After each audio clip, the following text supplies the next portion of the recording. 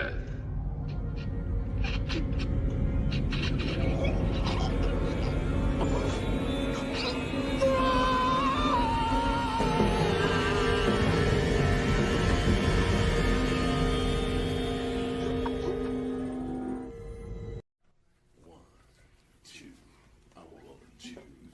They say resist is futile. An individual is out of style. It's a simulation, not a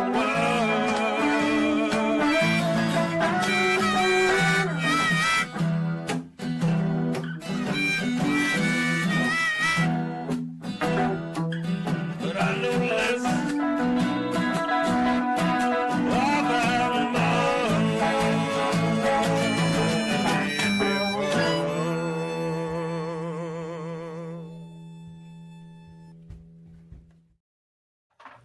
Hello and good evening. Star Trek The Next Generation Season 2, Episode 2, where Silence Has Lease is over, and it has been since November of 1988. But we're just getting started here on Live Long On Podcast, a live stream review here on Facebook, YouTube, Twitch, or audio version here in this 2025 as we continue our mission to watch every episode of Star Trek TNG and talk all about it.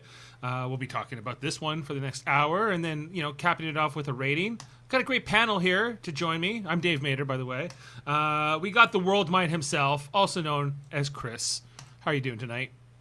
Nothing's gonna change my world. No. How many bridges? How many Rikers? I don't know. We'll have to figure it all out. The Negulum of it all. We got the man on the mic himself. It's Davan Skelhorn. Has it been over since 1988? Or is that all part of the illusion? It could be. Maybe they're still trapped in that space hole. Maybe we're still trapped in it. Maybe we're still in 1988, and this is all an elaborate illusion. These are the questions we're here to answer. Yeah, and these are important questions. And of course, coming in here as well, he's on an Avatar mode at least. It's Jaemeel Robinson. Despite Worf's rage, the Enterprise is just like a rat in a cage. That's right. Worf, he always wants to go to Yellow Alert, always wants to fire photon torpedoes. Recommend we fire a photon torpedo, Captain. Negative. As the continuing suggestions of Worf and the captain shooting him down. Recommend we go to Yellow Alert, sir. Why? Why? Why? Why would we do that? Of course, this is a spoiler review, everybody. So if you haven't seen the episode from 1988, then, maybe come back later. Or if you don't care about such things, that's okay. You can stay around, of course. In this episode, the Enterprise becomes enveloped by a void in space where the crew is tested by a powerful alien presence who we'll come to know as Negulum.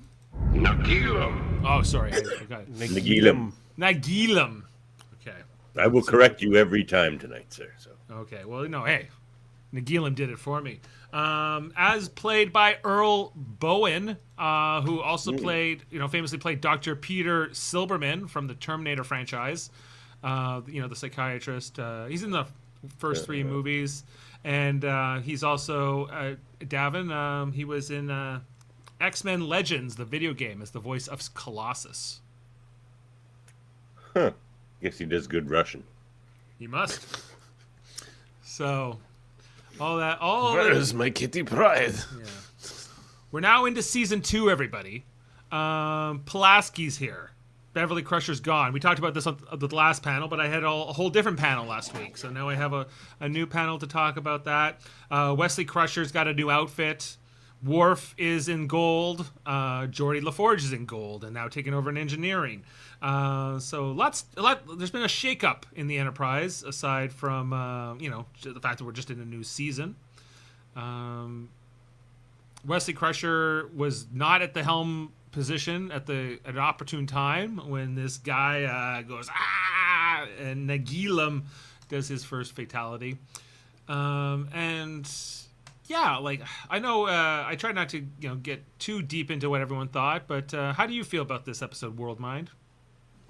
W- I like the concepts that this episode introduces. How there's like this greater being that's just like, oh, what's this little pocket of space? Let's look at this like a laboratory, and it's like some, amorphical laboratory of science.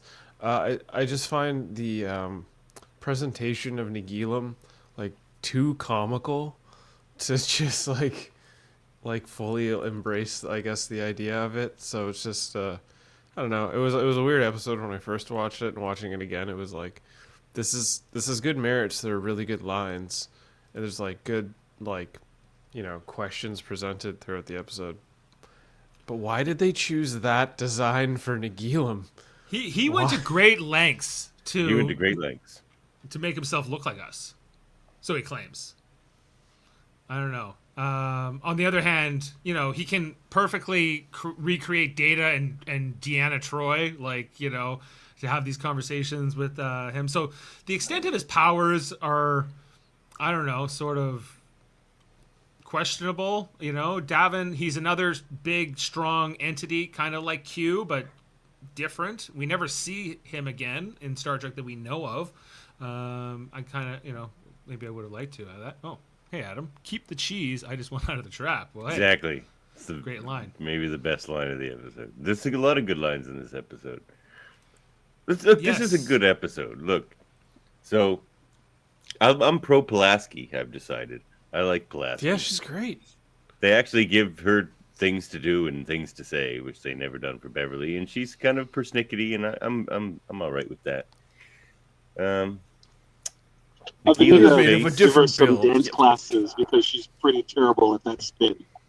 That was not a good spin, but it was like good acting because she's not dancing; she's being thrown about by Nagilum. But she hasn't done a spin since she was like in the 1940s. Well, in the 1940s, Diana Muldaur would have been like 10, but We're not even born. I I don't think know. she's born in the 30s. But this episode written by Jack B. Sowards, who also wrote on Star Trek II: The Wrath of Khan. He was the guy who came up with the Kobayashi Maru name and test and all that stuff in that original film. And wrote this episode, and I think that this episode, is a bottle episode, but I think it's pretty good. Me too. I think this is the best of the series so far. Other than it's got like this guest villain, Wait, but what? Yeah. So far, he says. So so far. far it's only been two. It's only Into been the No, not two. season, series. I think this is probably better than any season episodes in season one.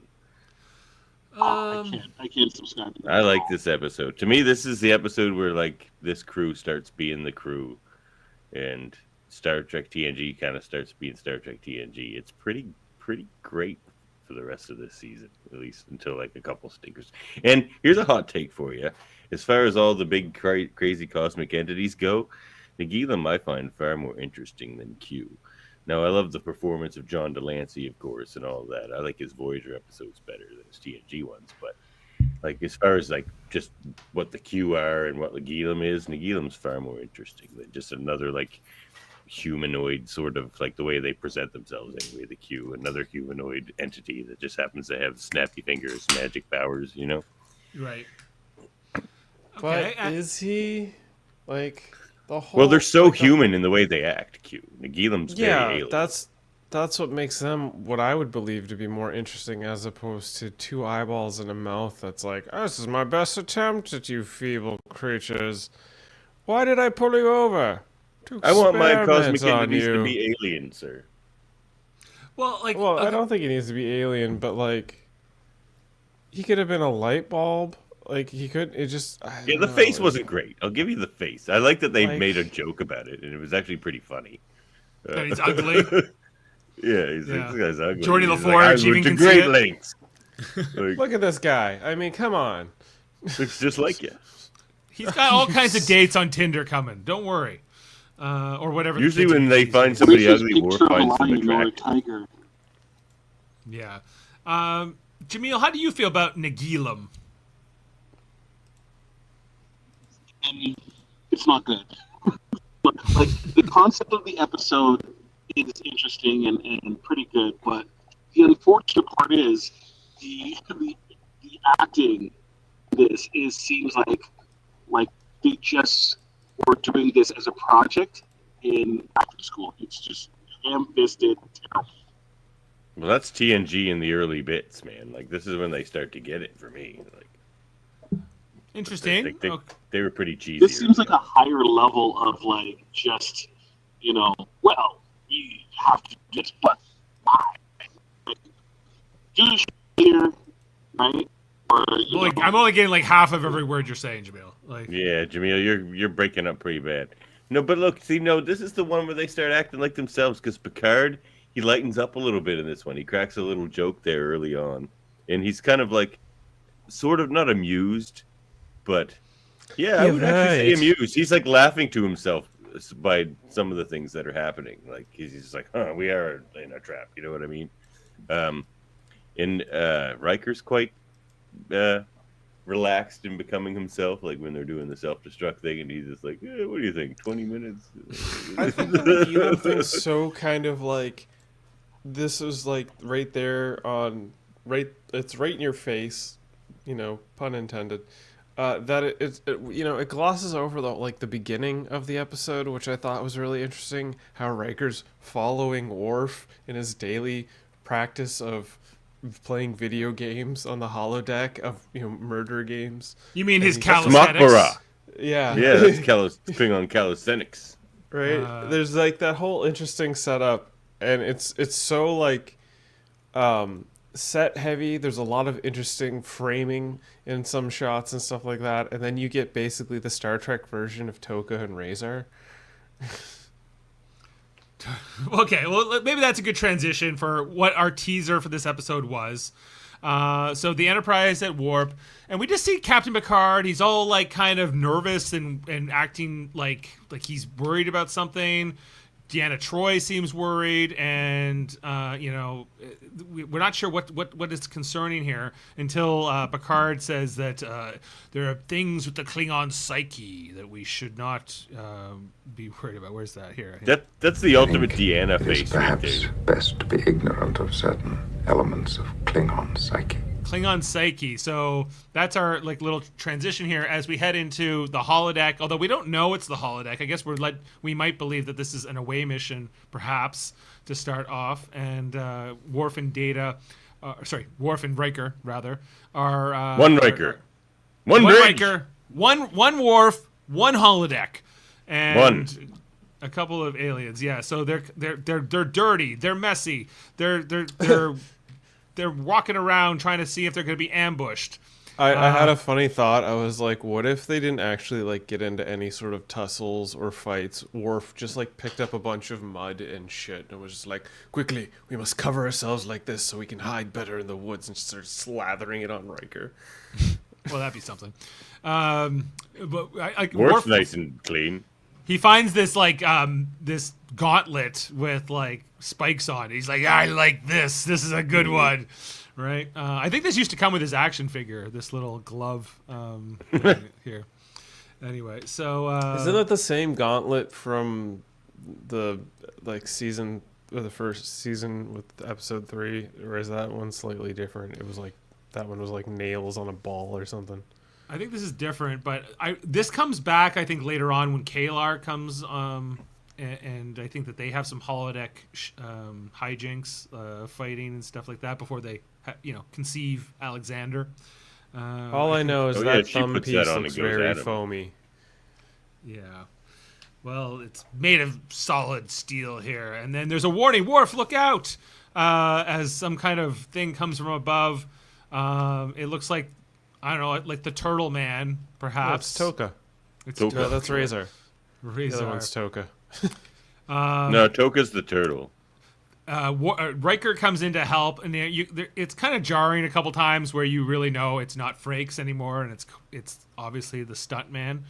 But I think that, especially from the back. But Did we get the guy in the yellow mask? That's his classic DS9 one. He fights those guys with the yellow skull masks on. Yeah, we do. He's coming up here. Yeah, Yeah, here him. he is. Yeah, that's the classic Worf. That's how you exercise. Yeah. Right there. Is That's this what exercise is looks like. this is what Norman's referring to as the Skeletor Oh, yeah. of the holodeck? Yeah. Yeah, like I think I know we He's see like this the guy. Richard Simmons of Konos. Indeed. Like, So there's more fighting here. I guess this whole teaser feels like an original series fight, sort of, where they're fighting some monsters, some weird looking aliens. It seems like this is even something they would start off season 1 with, but it's not that. Obviously, that's not what we got. This is now for the second episode. Kind of this misdirect here. Yeah, this is one shot where you can tell it's not Frakes, and some guy wearing a fake beard instead. But then they'll transition it over there as well. I can tell it's not Frakes, but of course this is. And Worf manages to go at it with this skull guy for a bit until the skull guy even gets the blade right up to Worf's neck, and he's gotta kill him. But then Worf goes into Klingon psyche mode, and he overpowers the Skull Man, and he manages to get him. Now, after he kills that guy, he looks at Riker like, "I'm gonna get you, Riker. I'm in full Klingon battle mode." Riker's like, "Oh." got into Thor's warrior rage. He's got that. the warrior's madness. He starts coming at Riker, and he was like, he even takes a swing at him and manages to take down part of the contraption there. It's not until Riker has to yell "at ease, Lieutenant," in order to get At ease, Lieutenant! and he goes, "Oh yeah, not you, not to kill you. Sorry, sir." Then the holodeck opens, and we see that this was all a simulation.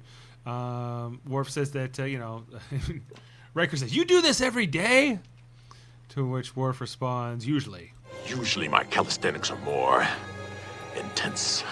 Those sessions are too personal to be shared. Too personal. As he heads out there, and Riker, I guess this was bonding for these two. As we see, it's just in the holodeck, and that is our teaser for the episode. It doesn't really have anything to do with the rest of the episode too much, other than Worf and Riker do go on that away mission to the fake Yamato, and they kind of have more of a stressful time. Not Worf's guess. best away mission. He kind of just starts to lose his shit. Yeah, but then Riker keeps it together while he's over there, but as soon as he gets on the bridge, he's like, "I am losing my mind." Yeah. So we get our title card for the episode, Where Silence Has Lease, which Jody was claiming was Where Silence Has No Lease, but that's not the case. No. It's Where Silence Has There's Lease. lease. There's lease there. As Speaking we see here that now they're briefing the captain about how, hey, we found like this weird hole in space. What is it? And Picard's like, "I don't see anything. Let's zoom in here on the view screen. We see just kind of this nebulous space cloud that on sensors doesn't show as being there, but they can see it. So they decide they're going to go check it out and take a look. Directed by Winrick Colby. Right, Winrick Colby directs this one, and and Data tells us about how I don't know what it is, and that is the elementary and valuable statement of science. The most elementary and valuable statement in science, the beginning of wisdom, is, "I do not know." I do not know what that is, and I think Einstein also said the more he learned, the more he realized how much he didn't know.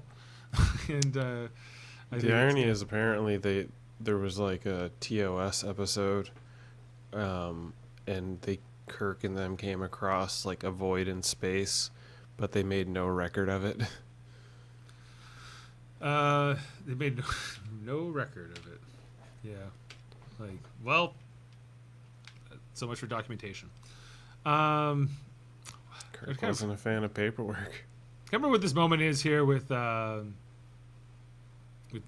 I think Wesley says something clever that I think Picard is commending him for. And Deanna says, "I don't detect any presence. I'm not detecting any intelligence, so let's go check it out." So they head on their way. The Enterprise shows up at the whatever it is, the space hole of it all. They're scanning. They can't get anything, so they send over some probes.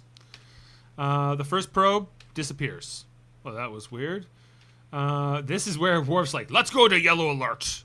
And go, where's Worf.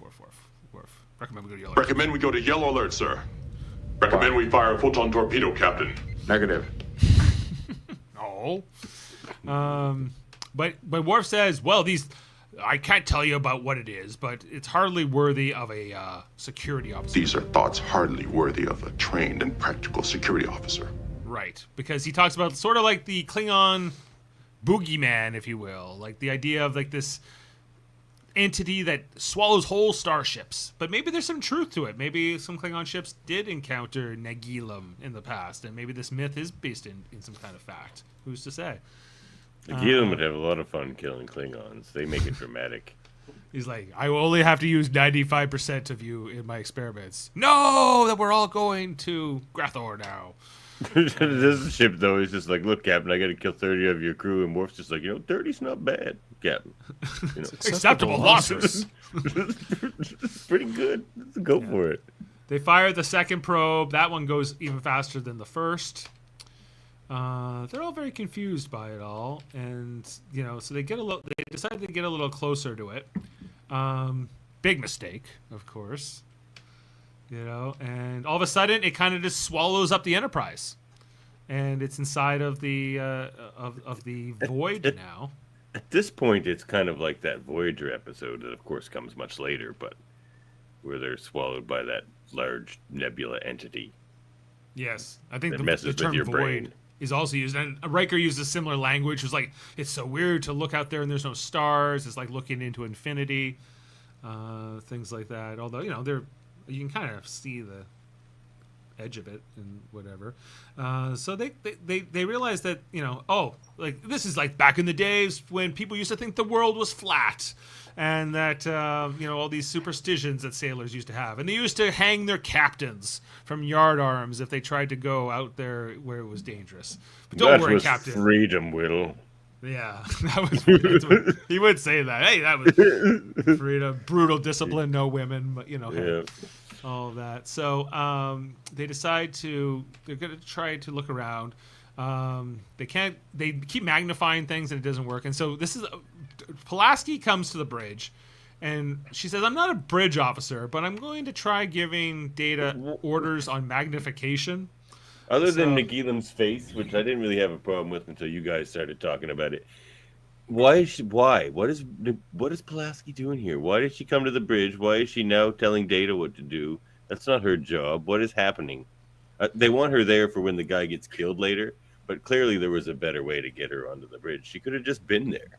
And then she could have just been there, like, she's like a McCoy type doctor who just seems to come to the bridge and kind of insert herself into situations. Captain, I want to come mouth off to the Vulcan for a little bit. Right. She just doesn't with the android. I believe she was on deck because they've entered this whole new realm, and she's going to be there for first-hand experience to be like, biological entity I can do something about, maybe just general medical assessment. She is one of the top officers and but stuff that's like too that. soon. They've only been in this thing that has no resemblance to a biological entity for 30 seconds, and she's up there and she's just like, let me take over. Yeah, I'm not a bridge officer, but Captain Picard, I don't know, go for it. I think it's really the scene exists to create more conflict between Data and Pulaski. Yeah. To continue the arc, but it is a bit forced into the narrative for sure. This is her biggest burn on him ever. It does know what it's doing. It does. It does know. And then Picard's like, "Oh, don't you worry. Commander Data is the best. He knows how to magnify things like you don't even know." Right? And look, by season 6, he solves everything. We only listen to Data. Pretty much. It gets to that point where Picard's like, whatever Data wants to do, even when he's wrong, and we're in a time loop and we keep getting blown up over and over again, I will always take Data's suggestion over Riker's. Over everyone, yep. And it will take a massive amount of effort just to convince Picard that Data could be wrong. What do you think, Mr. Data? Just like everyone else is just talking to him for 20 minutes. So then Pulaski's like, well, I know your service record says you're technically alive and whatever, and you are a person, I suppose. And there's a little smirk here from Brent Spiner, Data, with the whole thing. So He's very smirky in this episode. Like I caught a bunch of smirks. yeah, A little too smirky for an android that's not supposed to have feelings. Quite smirky. he's Yeah, quite looking back at this whole TNG thing, like Data does have a lot of emotive quality, even though he doesn't have emotion, right? So it's supposedly They seem to want him to play it more for comedy in the earlier seasons, like, Yes. but not like based on dialogue. They want him to be sort of this weird little marionette Pinocchio sort of thing, a little bit. Norman saying they had to make the Doctor be on the bridge a bit irregular as of yet. It will be a while before we see Geordi regularly on the bridge now that he's chief engineer. Well, actually, that's a good point, because in this episode you see him coming up and you transfer everything to this engineering station. And That was weird too. Yeah. I didn't think that was weird. I think that was like, he needs to see what's going on outside, as opposed to being like in the heart of the bridge. Like he's like, yeah, we're moving, aren't we moving? What do you mean we're not moving?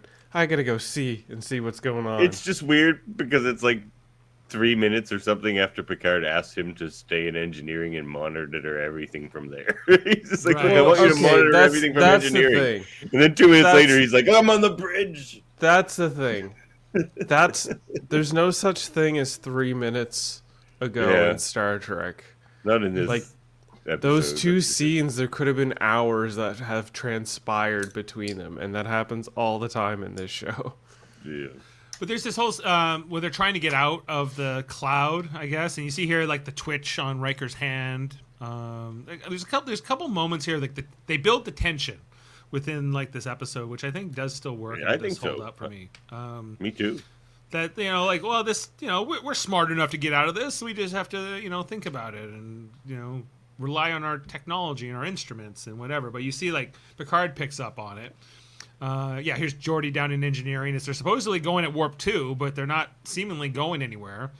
I think at one point they finally drop the beacon. I think that's this is where Geordi comes up to the engineering station, as we were just talking about. And that's cool because it's just you get that nice little ominous little ding. Ding, ding. But as they get away from it, and then they're coming back. Oh, we're coming on a signal. Clearly, it's the same signal, but they're like, that can't be. That's not logical. I wish like TV today would build slow tension like this more often. Like that, I think it does really well. Yeah, I thought it was really interesting. Like, I think, of course I know what comes up, but I think that this sort of like, well, we're just out here in space and we're looking around, but you don't know what you're going to come into. And I really watching this episode today made me think of like the episode Who, which we're going to cover much later in this season, but how, Q has that whole speech to Picard about how the universe is full of terrors and crazy things that will make your skin crawl, right? And it's not for the timid. And this feels like one of those situations where, like, hey, be alert, be on guard, and know what you try. Always be open to the possibility that something weird is going to happen to you. Then they start getting like teased. Oh yeah, this is suddenly a Romulan ship shows up. And like, well, I guess the Romulans are at it, so they go into battle mode. And Well, it's like, yeah, we're firing torpedoes now, baby. he's like firing torpedoes, but Picard's like, no. Well, tell them we'll defend ourselves. So finally, they do fire one torpedo back at the Romulans, but then they blow them up in one shot. They go, well, that was too easy. What the hell? But even there's like this moment of celebration with the crew, like, we beat those Romulans, we got them.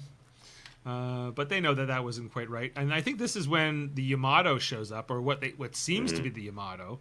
And this is the first time in the show we're seeing another Galaxy class ship. This is them acknowledging that there's another ship of their class, A sister ship, no a less. sister ship, if you will. We'll see the Yamato come back later this season. I think it will get destroyed, actually. Yep, sure will. But kind of neat. It looked great there on the view screen, like really, and in space as well. So we were talking about this last podcast about. It seems like they really did remaster a lot of the space effects for the Blu-rays and stuff like that. And This whole series got remastered. yeah, like it really shows like the quality of it. Like last week they had like this hologram with Geordi, and I'm like, that looks like way better than I bet it did back in the 80s. when this first aired. But yeah, so there's no life signs on the ship. They're starting to go, what the hell is going on here? So Riker wants to go over to check out this ship, the Yamato, and see what's up.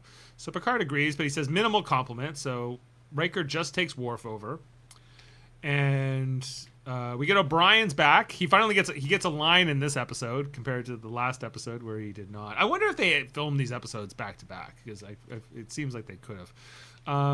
This episode and the previous episode. So Worf's like, let's beam to the back of the bridge, and he's like, well, there's no life signs. He's like, but maybe there will be people. We should be ready. It's tactically sound. And Riker's like, yeah, I guess you're right. Picard's not here to tell you no, so I'll say, oh, sure. So beam us to the aft section of the bridge. They also refer to O'Brien as Lieutenant here, which of course is not, inconsistent with what. He's got 2 pips there, though, doesn't he? He does. Or is that a Chief's pip? No, it's 2 pips. Yeah, it's 2 pips, but so they hadn't really established him as an enlisted man, or his character as that yet, or all that figured out. Is that Nagilum, the cat? Yeah. Yeah. Yeah. So even though they try to beam over to the bridge, they do not materialize in the bridge. They just materialize in a corridor, a dark corridor with that weird lighting effect thing. And then I think Riker hears Worf screaming, and Worf hears Riker screaming, and they run towards each other. There's enough cool science ideas in this episode for 5 Star Trek episodes. That's why I love this episode. I love the line earlier too. It's just is a lack of dimension, the dimension itself, and stuff like that. There's a lot of good stuff in here. Well, when you really come down, Star Trek: The Next Generation is really a show about ideas, Mm-hmm. And I think that this is just one more concept, right? And a few different concepts, to your point, that are kind of thrown out in this episode. I like that there's a mystery to this episode too, and that they're trying to figure it out. But there's sort of this insanity that they're trapped inside. The communications and they just deepen it too. When they come back, he's just like, well, Wesley's just like, well, I don't think you were on the Yamato actually. He's just like, well, then where did we go? Was he's I? Like, well, you were inside Nagilim's cheek, maybe. Or and they just never answer that. It's just like, well, whatever, that's cool. I get, he came back, so he must be, or is it Riker and Worf that come back? It could be, right? Their communications go down, and then on the Enterprise, all of their consoles stop working. They go completely dark, and they can't do anything for a period of time. They're completely cut off from the away team. So Geordi goes back down to engineering to see what he can do. Meanwhile, Riker and Worf are kind of wandering around the Yamato. They're trying to get to the bridge. They find this turbolift, and when they walk through the turbolift door, they just walk right into the bridge of the Yamato, seemingly. One bridge, one Riker. But then they try to go back the way they came, and then they can't. It's like this weird loop here of space and time, right? One Riker, one bridge. Pull yourself together. Pull yourself together, man. If we walk through there, where are we gonna be? And if we go here, where are we gonna be? It's like the bridge, and you see Worf try to process it. He's like, it doesn't make sense. He just runs towards a door and tries to pry it open. He's just kind of going crazy. Yeah, even if this is meant to be kind of a loop that they can't escape here. There's some weirdness of this with the shots. We'll get to in a second. Yeah, so the consoles back on the Enterprise are dark. I think this is where they come back online. Where does Wesley Crusher go? That this other guy comes up. Haskell saved his ass. That's what. Haskell's like, I'll relieve you. So look, kid, it's gonna get dangerous up here. You better get out of here. Right. Damn, weren't you right, Haskell? But there's no on-screen explanation as to why Wesley leaves. I guess, right? That's the episode of rotating chairs, man, and no one makes sense to be on the bridge in this episode. Everyone just comes one in. One bridge, one Riker on the bridge. Yeah, it's the same thing actually. Every room is the bridge. So whenever anyone moves into a different room in this episode, they end up on the bridge. True. So while Riker and Worf are over there, the Enterprise is now getting taunted with these these holes. Look, there's space. If we escape through here, we can get out. But Picard doesn't want to leave without Riker and Worf, of course. So they're trying to reach them. Meanwhile, Riker and Worf still trying to figure it out. Now here, Worf tries to go through this other door. And then he walks through it, and but here, like, look, there's Riker there, but he's not facing the same way or doing the same things. There is two Rikers in this one particular frame. No, one Riker. One Riker, one bridge. But there's two here, you know. One Riker, one bridge.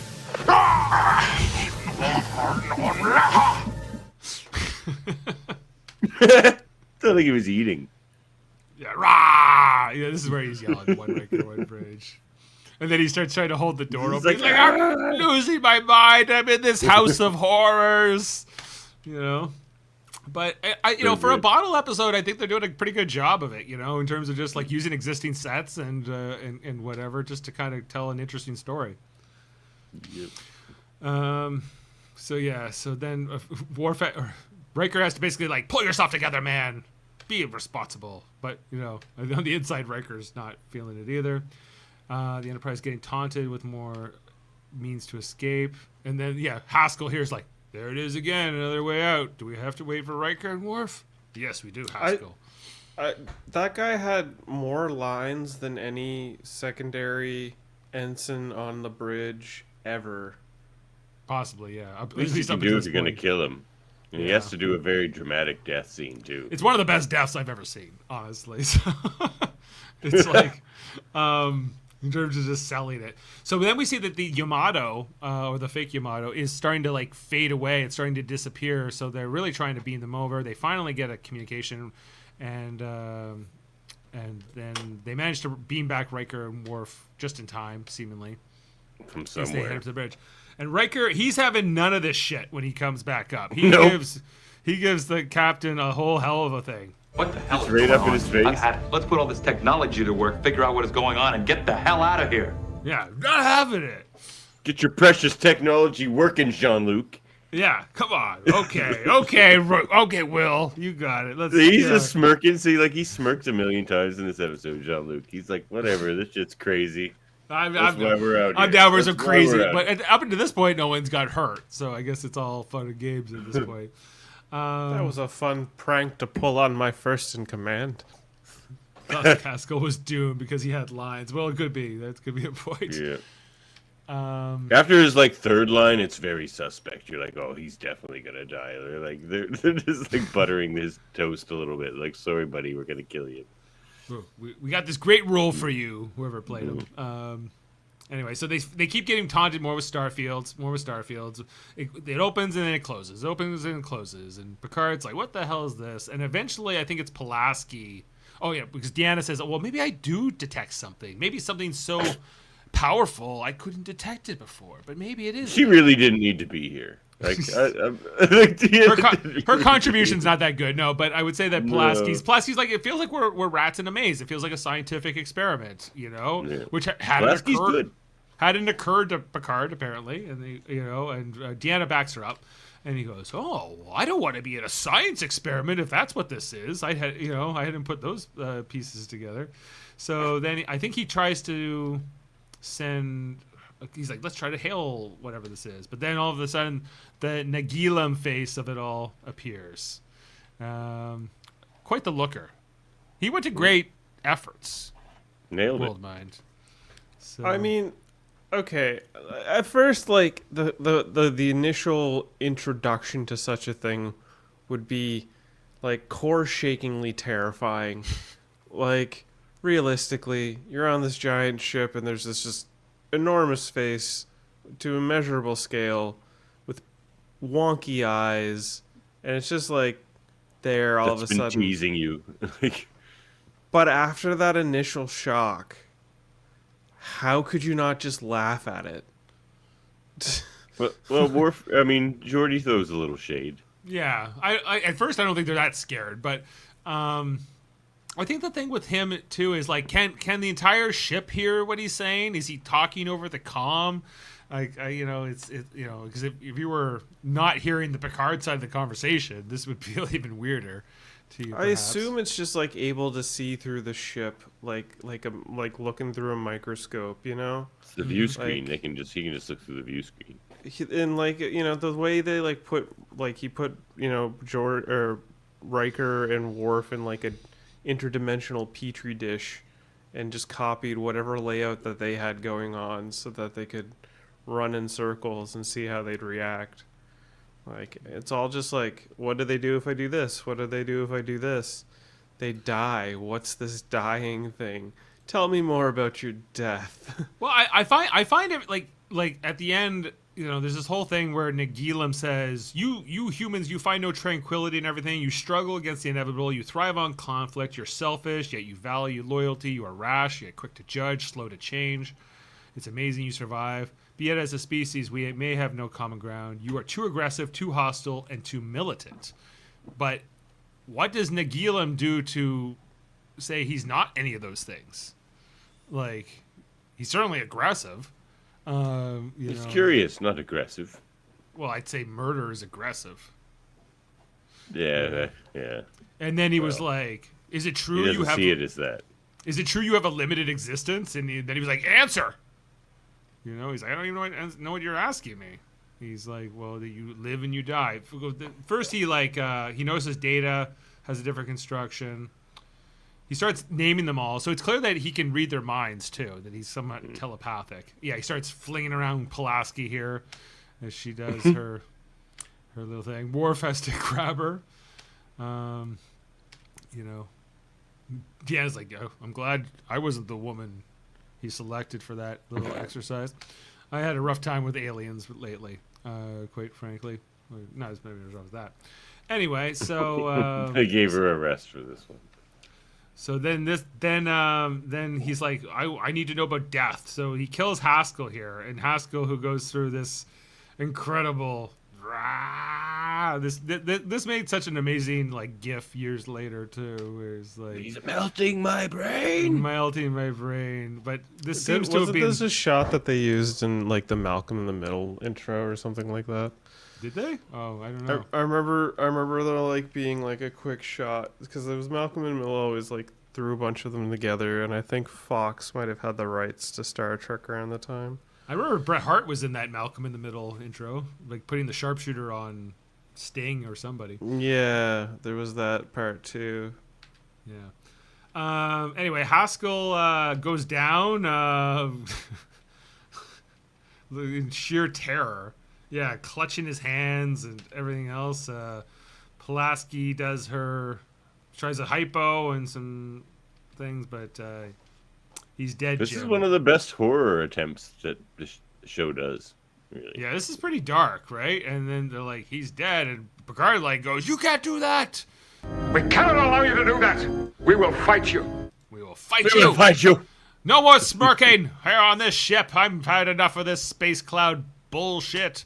He's so Picard. He nails it. He's so Picard in this episode. But at the same time, it's an empty threat. What could they possibly do to this thing? Blow up the ship? Its mercy. Well, that's it. I mean, Picard, that's his checkmate. So he says, "Well, don't worry. I need to study death, so I'm only going to have to kill maybe a third of your crew, maybe half." And there's this real thing, and then keeps taunting them with the Starfields. They go to the conference room. Blowing up your own ship got less popular later on, but in Picard Kirk eras, they used to default to that all the time. Right. Well, it's the only movie really truly has, right? Other than to let Nagilum do his thing, which he's not willing to do, right? So he says, "We'll blow up the ship." Pulaski's what? What are we doing? Isn't that a little like curing the disease by killing the patient? Well, he's like, "Why do I feel like it was a bad time to join this ship?" Yeah, exactly. Why do I get the feeling that this was not the time to join this ship? So they go to engineering, Picard and Riker do, for the self-destruct sequence, which I really enjoy this whole scene too. I think it's great. I would just like to point out that I like the fact that they have to basically go down to engineering and go to the specific panel to initiate the self-destruct sequence, as opposed to future iterations of other Star Trek where they just set it off from the bridge and or wherever they are, really. Yeah. Because in the Binar episode, they went here as well to do the auto-destruct. And so, I don't know.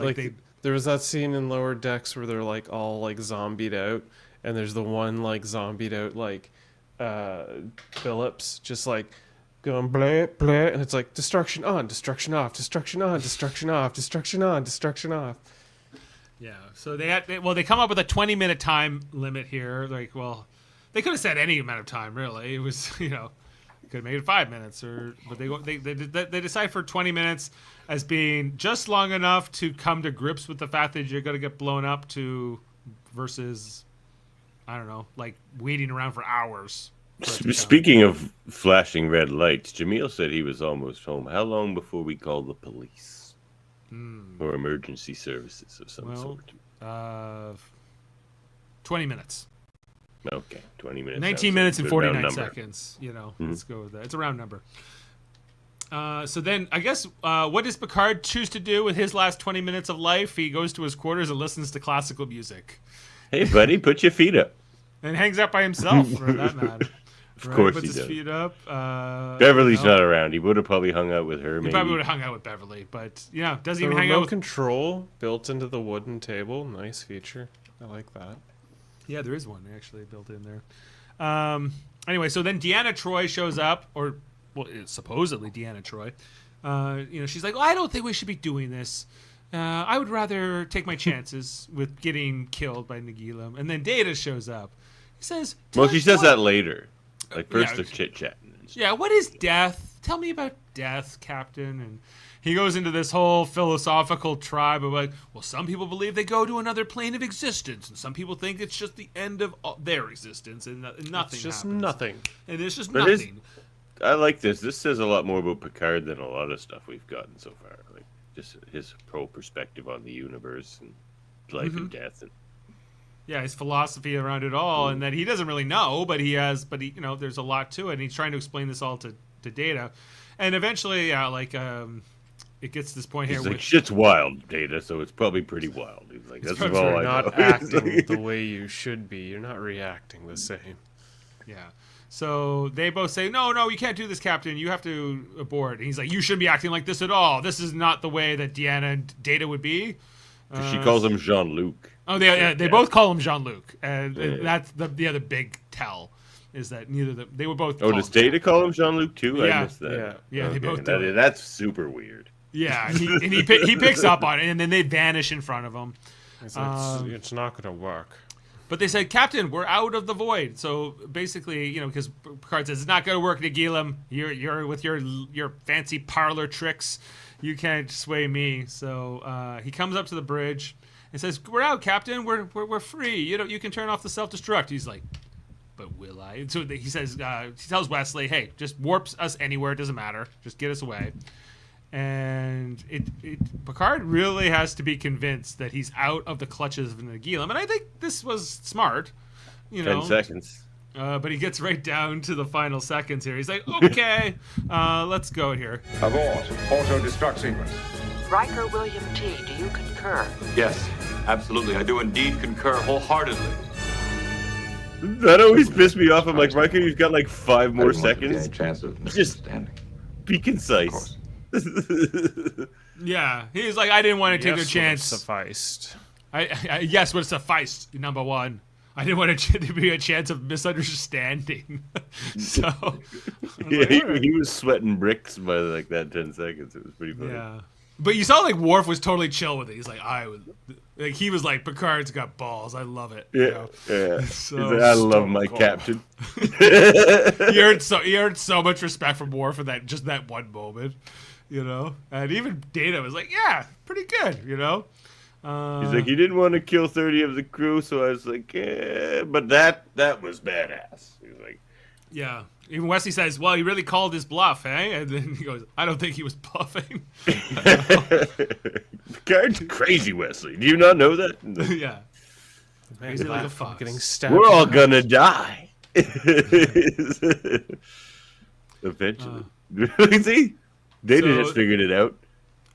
We get Picard in his ready room, kind of looking out the window. I hope you got what you got, Nagila. And then Nagila talks to him on the monitor. So it seems like, it doesn't matter how far away you get from him. He can still communicate. His reach is very extremely far. And as I alluded, he says, all these things about humanity, why we suck, why we're not as good. But although I don't think he does anything to prove that he's superior, maybe in his abilities, but not in his morality, that I could see, or anything else. Because the things that he criticizes. Caught the fish and tagged it and let it go. Yeah, but then Picard says, we do have something in common. We're both very curious, and he's like, yeah, you got a point there. I'll give you that. We're both curious, and your point's taken. So see you never. And then that's kind of the end of it. And that's the end of the Nagilum of it all. He kind of just fades off. But this is a character I think they could bring back, and I would be interested to see. All good things should have been. You just found out that the whole 7 seasons was just in Nagilum's little void. That would be a who shot JR? It was all a dream or whatever. Anyway, so then they have a final little quippy kind of moment here, which I think is probably they could have just ended the episode sort of with that little chat with Nagilum, but they come out to the bridge and say, "Hey, we're off to the next thing." I can't remember what they say. Put us back on course, yes, and if you can count any holes, steer clear. I guess that's the little joke we get. They like to end an episode with a good Picard talk. All right, where are we going next? Episode's over. Still in that original series sort of tradition of on to the next thing, and here we go. Yep, exactly. So that is the episode plot. What we lost Jaemeel 40 minutes ago. All right, I'm gonna make a call. You guys go ahead. All right. You put a call into the emergency things here. We're going to just get into some of the Delta details, as we like to call them here, the trivia of the episode. Un momento, por favor. The character of Nagilum was originally named Nagilium after actor Richard Mulligan. I think it was Gumato. Who the show's co-executive Morse Hurley originally wanted to cast in the role. Richard Mulligan being... who did he play? He played on Soap, on the sitcom Soap, and Empty Nest. Okay. I remember Empty Nest. Was he the main guy in Empty Nest? He played the old guy. Yeah, the old guy. Yeah, he's the main character. Yeah, that is his voice. Huh. Originally, it was going to be him, but then they ended up not getting him. Oh, I can cut off the police now. Jaemeel, you came from away. I came from away. But now you're here. Welcome. We were worried. We were about to send out an investigative team to find you, a search party. I apologize. We had to pull over for a second. There was a little bit of an issue, but I was able to get home. Well, we're glad you're home. We're just into the trivia about this episode. When Picard is approached by the doppelgangers of Troy and Data, he is listening to one of Eric Satie's compositions, Gymnopiety No. 1 from 1888, 100 years earlier than this episode. The title of this episode is the last stanza of a 1907 poem, The Spell of the Yukon by Robert W. Service. Did you guys know that? I know Davan knew that, so. Okay, well, Service berries are a delicious berry that everyone should grow. The birds love them, but they're also very sweet. They have a nice little pit on the inside, but you can just eat that. Some people say the pits are a little bit toxic, but don't worry about that. I would eat handfuls as a kid, and I'm still here. There you go. Picard says the Enterprise is trapped in the void like a fly in an amber in a log entry, but Q said something similar in the episode Hiding Q in the first season. This is one of the two cribbing Q. This is one of only 2 occasions where Riker uses a tricorder. The other is in the episode Power. I got no time for your fucking science. I didn't realize he never used them.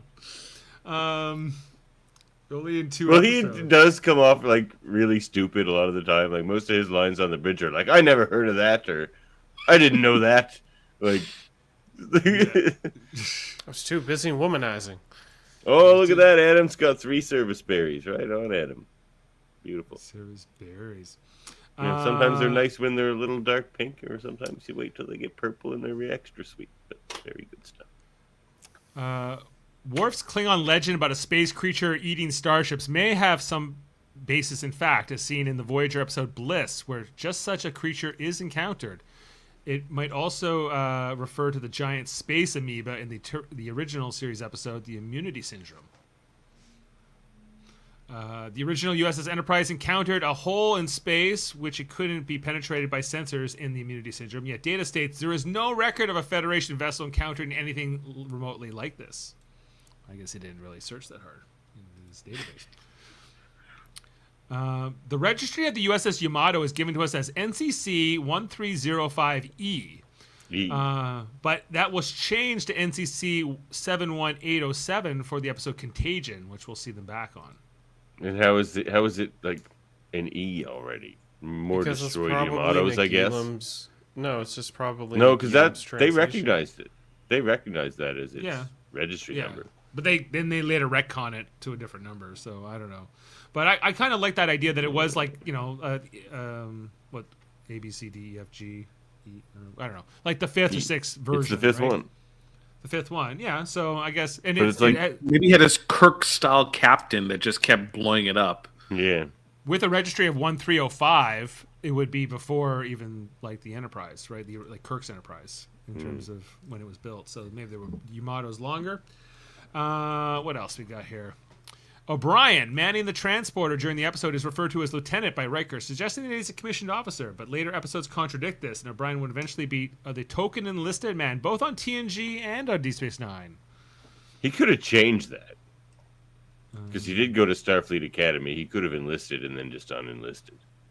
I guess, true. But usually if you have a rank, you don't lose it. The first you do if you unenlist. Unenlist? De-enlist? If you get I think it's discharged. unenlist. Okay. This episode, like you're not signed up for life, are you? Like, no, when you're enlisted, you're not. But as an officer, that's kind of like being more of a professional soldier, effectively, right? So, you mean that like the respect would still stand, like if the person had that rank, right? Yeah, and achieved that rank, you wouldn't go back down. Like it wouldn't happen. Well, not even just go down. You would still be referred to that, right? As like. Right. Yes, even in retired status, yeah. Interesting. Anyway, so this episode marks the first appearance of the new red alert lights, which entirely flash on and off, as they will be used for the rest of the show's run. This is the only episode where Picard says, "Come in," when his doorbell rings. The rest of the episodes have him saying, "Come. Come. Come." And in the episode 11001001, when the self-destruct is set, Riker expresses his concern about the computer allotting a 5-minute countdown. Picard agrees, but says there is no other option. In this episode, the countdown now has an option to set the amount of time until the ship self-destructs. When Picard hears the computer ask for the time interval, he says, "Interesting question," suggesting that it was a change that he had not known about until that moment. It could be the result of the computer system upgrade the Enterprise was supposed to get in the mentioned episode. Oh, true. The binary iOS update. Yeah. Any more comments? Riker has people for that. Is he talking about the tricorder? Yeah, probably. Yeah. Do that science. Go over there and do that science. Yeah. But Campbell and Soap and Doctor in this. Oh, yes. Okay. All right. Well, let's get into our ratings, everybody. Jaemeel, did you have any more thoughts about this episode? Because we lost you for so long. So before Yes, you all did lose me for so long. But to be fair, this episode also lost me for a very long time. I did talk Get about out of here, how Jaemeel. You've been here too long already. I was not fond of the acting in this episode already. So did you all talk about the pointing meme? No. The pointing meme that is constantly used online about like, my F's went that way, and it's Riker and Picard and Data all standing right beside each other, and Riker's pointing out to the distance. That's like a famous meme that you see there. Let's see. So was it? So of course they went all the way to the edge and surprised that they got trapped in the void. I felt like a lot of the steps in terms of how they approached this anomaly seemed they were a little bit in too much of a hurry. They should have, taken their Well, time I and mean- eased into it, or at least We were come talking back about with how further it was a explanation. slow burn. It was such a slow The burn episode was a holding slow attention. burn, but them coming up to the anomaly was not a slow burn. It's like, Oh yeah. They just kind of fly into it. Yeah. Well, Let's they, get they listen closer. to Wesley. Whenever they listen to Wesley, they get in trouble. He's like, "Hey, I think I mapped the perimeter of this thing." They're like, "All right, let's get nice and close to it." It's like, no. And I have a theory about the helmsman being killed. I think that he seemed absolutely bored in this episode and annoyed, partly because, like, anytime someone asked him to do something, he just like, "Ugh, whatever," and then he's like, "Let's leave. Why can't we just leave?" Right? Charted the course. He's like, "Yeah, I charted the course." He wanted to go. He was so done. He's like, "This is Wesley's job. Why am I filling in for this kid right now?" And of course, the moment that he Norman, does, Jaemeel did just pronounce Data like Pulaski. I did it. He should on apologize purpose. just like she did. I did it on purpose. It's gonna be fun this season. Data. Yeah. Data. What's But that yeah, reference? that's for the most part. And of course, the was it Predator and the Predator at the beginning of the episode. Whoa, you're talking about the legendary calisthenics legend of Gonos? Gono. You mean Predator and Skeletor? Yeah. Toka and Razor. Yeah. What about when they were stuck on the Yamato bridge and they were like, "One Riker, One Riker, one bridge.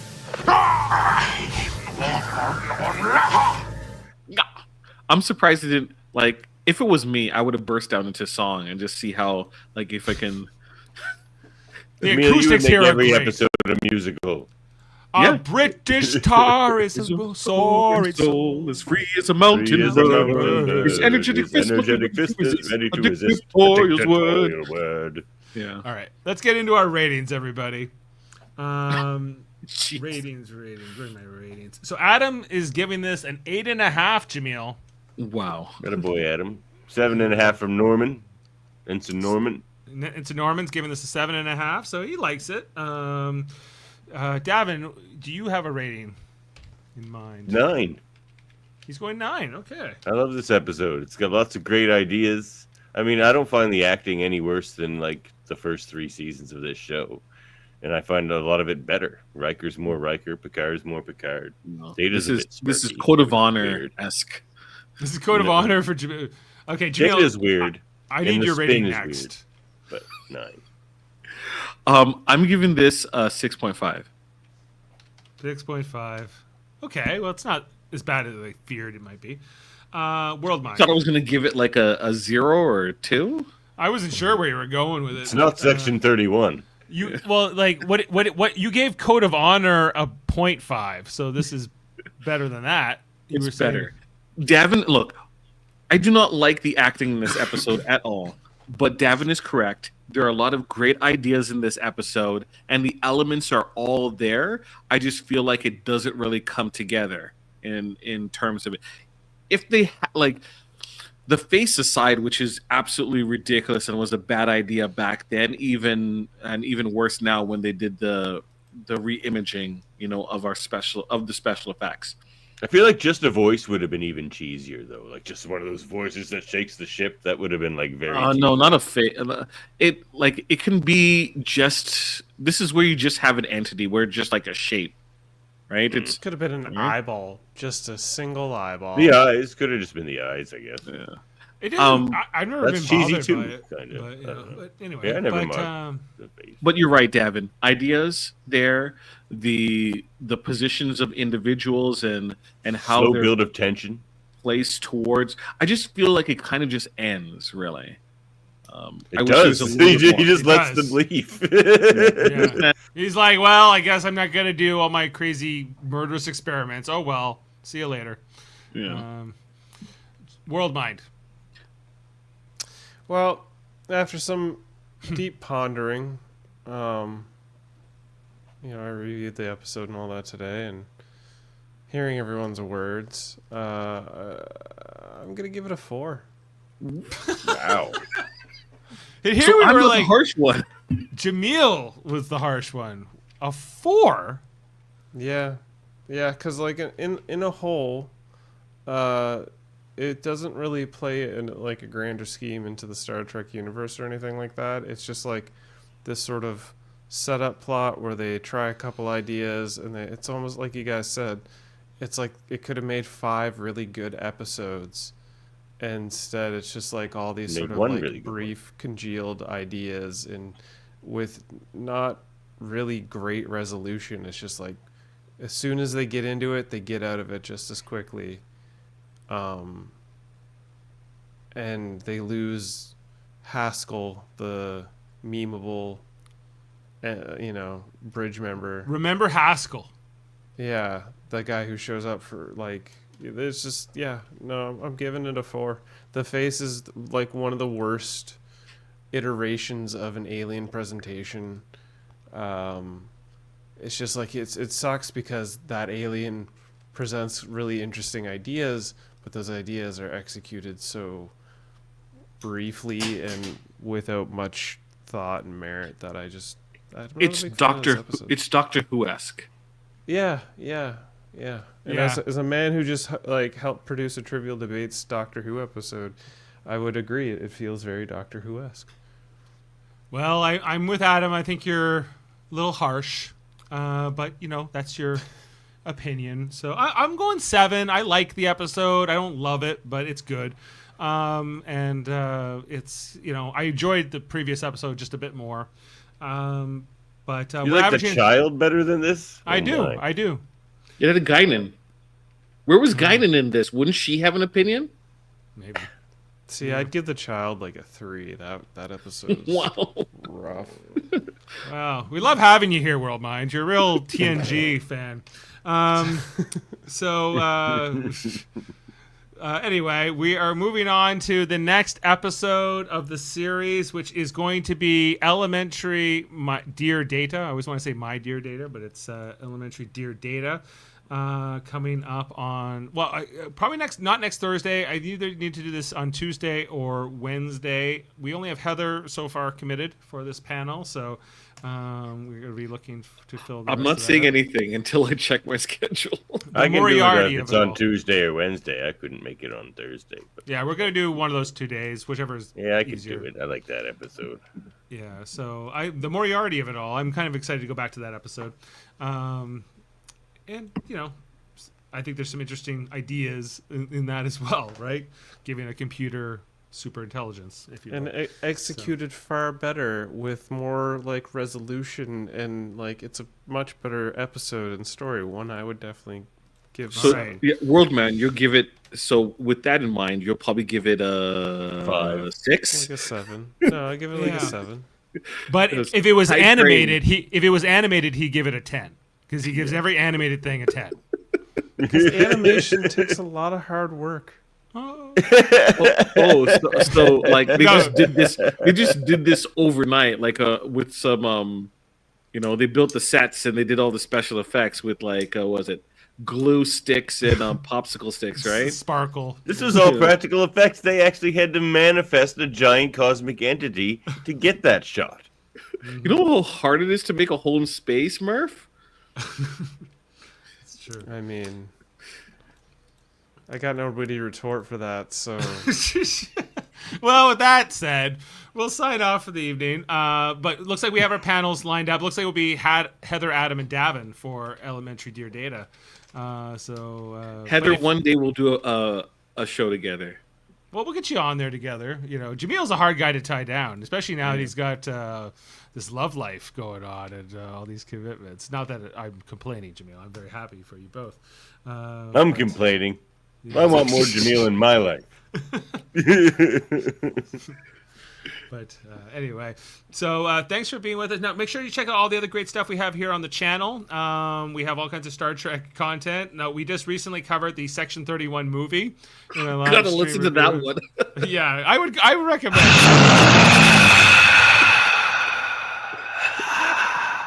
That was quite jarring. To be fair, I have not seen it. I've been waiting for the review because I'm like, should I watch both at the same time? Just go back and forth. check out our review. I think you'll find it entertaining. I find other people's reviews entertaining, so it's. I was worried that I wasn't going to be there to spread the truth, but Dave did it just fine. I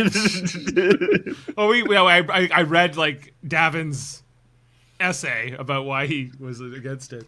So yeah, I sent some words. Yeah, he's like, this is the worst thing ever. Okay, listen, I'm just gonna put it out there, but like Trek culture, Sean Ferrick did an interview with the gentleman that was in like the robot suit in Section 31. Yeah, and he had a very like thorough discussion. That dude is definitely a diehard Star Trek fan and stuff like that. And the way he presented it is basically, as much as we want to admit it or not, Star Trek is dying, quote unquote, and they're trying to entice people from all aspects by doing other versions of Star Trek, a la Section 31 and stuff, to get them sort of interested into the franchise and IP. So these are attempts to entice people that maybe haven't given Star Trek a time of day. But at the same time, Davan, at the same time, why would you lean into Andromeda, right? Which that's what Section 31 looks like to me from like, I haven't seen a frame, but looking at the commercials, it feels more like a high budget Andromeda you mean versus like Kevin Sorbo Andromeda? Kevin Sorbo Andromeda, right? Versus versus like Battlestar or something with a little bit more like, this is premium television, right? Or premium TV versus something that looks like a hackneyed syndicated show. Yeah, no. Star Trek is dying is corporate parrot speak for the people who are running it right now suck ass at their jobs. That's what Star Trek is dying means. Star Trek is beloved by billions. Anyone with half a brain could make a fuck ton of money off of that and make everybody happy. Yeah, but Davan, there are people you can talk to that don't know what Star Trek is. But there's a ton of people who there's people that don't. Yeah, like that doesn't matter. You don't like. When you have a huge, it does matter. It does matter when you want to keep a franchise going and you want to keep basically the business going. You need to keep people coming in and buying the product. I think what you mean specifically is you want like a younger audience. Yes, exactly. The younger audience has like no concept of what Star Trek is. So Section 31 and Starfleet Academy are going to be attempts to try and pull those younger audiences into Star Trek in the grander aspect of what it is. This TV movie, quote unquote, it doesn't have like the $200 million budget of like, say, Star Trek Beyond or any of like the J.J. Abrams films that came before it. It has basically the budget of like 2 episodes of Strange New Worlds, and they took a show that was supposed to be a series, condensed it into a movie, and they're trying to present it in this sort of new fashion. Now, I think they could, in time, and if they do it, they could retroactively make this better by turning Section 31 into a series of anthology long treks, as they're calling them, like 90-minute episodes. Can we do a full episode on this about how I think we need it. Yeah, explain out how wrong. This is more than we can handle here in like the final closing moments of this podcast about the full. Check out the interview on woefully wrong. Right. Like, you know who I would like to try to get to go to a soccer match with me? People who hate soccer. you know who like Manchester United tries to advertise to? People who hate soccer. Like, if you're not going to bring in somebody to Star Trek with Section 31, which is nothing like Star Trek, maybe you'll get someone who's 12 years old to like that movie. They're not going to go watch Star Trek Enterprise. But more people know about Wrexham FC than they, because of Ryan Reynolds and what's his name from Always Sunny. What did Ryan Reynolds do? He's him and he's talking about Mac that soccer from Always team. Sunny. Yeah, they own a soccer team called Wrexham FC. I never really heard about Wrexham until those guys, started making a show about Wrexham. Yes, but that's just riding celebrity coattails. As soon as Ryan Reynolds sells that team, there goes all those soccer fans. Michelle Yeoh is an Oscar-winning celebrity whose coattails they're trying to ride. To shallowness. Don't try to appeal with shallowness or to shallowness. Just make thoughtful fucking Star Trek, and thoughtful people will give you money to make it. To be fair, Davin, that isn't always the case because Apple TV is making some of the best content on television and people aren't watching it. That's because nobody has Apple TV.